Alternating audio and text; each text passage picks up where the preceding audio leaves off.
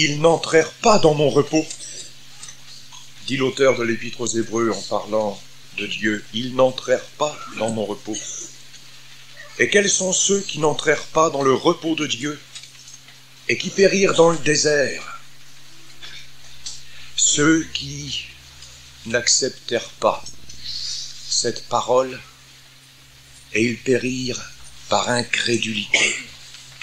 Alors dit l'auteur encore, tandis que la promesse subsiste, eh bien, n'hésitons pas, mais aujourd'hui, entrons dans le repos de Dieu. Et la porte, le chemin, vous le connaissez, c'est Jésus. La porte, vous la connaissez? C'est Jésus. Le repos de Dieu, vous le connaissez? C'est Jésus. Il a tout accompli. En lui, nous avons tout pleinement. Détournons les regards, détournons la face des choses d'ici-bas, des problèmes, des circonstances, des mesquineries, de toutes les choses qui ne font pas du tout la gloire de l'homme, croyez-le, mais qui démontrent sa faiblesse, sa vanité, sa stupidité. Détournons la face de ces choses, et puis tournons-nous vers notre Seigneur, et entrons dans le repos tandis que la promesse subsiste aujourd'hui. Car c'est aujourd'hui le jour de Dieu. Nous goûterons ce repos, et notre âme se réjouira en Jésus-Christ. Car c'est là notre belle, notre merveilleuse, notre glorieuse position en Jésus-Christ. Que Dieu nous aide à bien comprendre cela, et à rester, et à demeurer en lui. Votre frère Beugly, vendredi, nous rappelait ce texte, Jean 15. Il ne le sait peut-être pas, enfin, moi je vais vous le dire, et puis il le saura comme ça. C'est mon texte préféré. C'est celui qui me marque le plus, parce que c'est celui qui m'a montré toute la grâce immense de mon Dieu. Je n'ai rien à faire, si, j'ai quelque chose à faire. Croire, me donner, m'abandonner. Jésus a dit, demeurez en moi. C'est ça mon travail, c'est demeurer en lui. Et moi, je demeurerai en vous, être en Christ. Le combat du chrétien, c'est surtout un combat défensif. Il doit garder la place forte que le Seigneur lui a acquise, qu'il a remportée de haute lutte. C'est pas moi qui suis vainqueur, c'est mon Seigneur qui est vainqueur. Et mon Seigneur m'a mis à la place, il m'a dit maintenant tu vas la garder. Alors il faut que je tienne le coup, avec le bouclier de la foi et l'épée de l'esprit, que je demeure en Christ.